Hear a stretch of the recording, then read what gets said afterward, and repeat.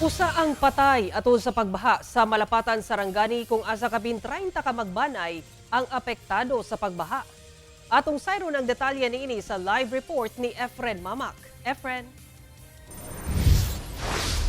Sara patay ang usa ka 4 anyos nga batang lalaki human nalumo sa sapa atol sa pagbaha sa Malapatan, Sarangani.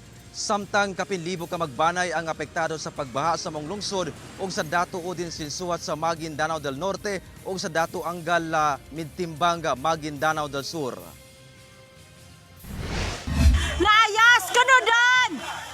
Taman tuhod ang level sa tubig baha nga nasinatin ining mga residente sa barangay Sapu Masla sa Malapatan, Sarangani pasado alas 2 sa hapon adlawng Martes nga epekto sa pagbundak sa kusog nga ulan. Ang maong tubig baha milunop sab sa mga kabalayan. Sa barangay poblasyon, nangalisang sab kini mga residente diyang misaka ang level sa tubig sa sapa padulong sa kabalayan.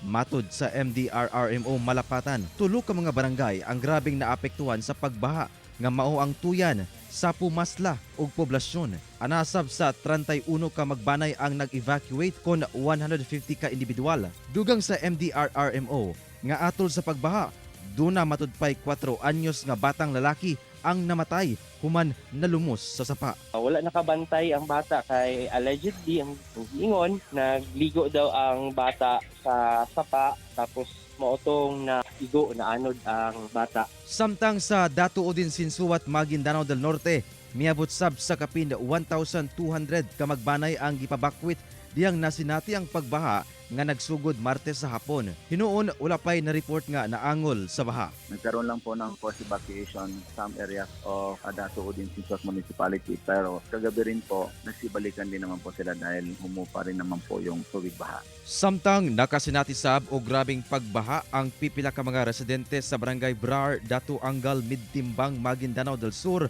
gumikan sa kusog nga ulan. Hinuon, naka-alerto ang rescue team sa Dato Angal Midtimbang LGU alang sa pagtabang sa mga apektadong residente. Pahimangno sa LGU ngadto sa mga residente nga mag-igmat sanglit nagpadayon ang nasinating mga pag-ulan. Sumala sa pag-asa, Intertropical Convergence Zone o ITZZ gyapon ang hinungdan sa mga pag-ulan sa Mindanao. Sara, nagpadayon ang ginahimong rapid damage assessment and needs analysis sa mga otoridad alang sa pagsuta sa kinalibukang danyo sa mga pagbaha. Sara. Okay, daghang salamat, Efren Mamak.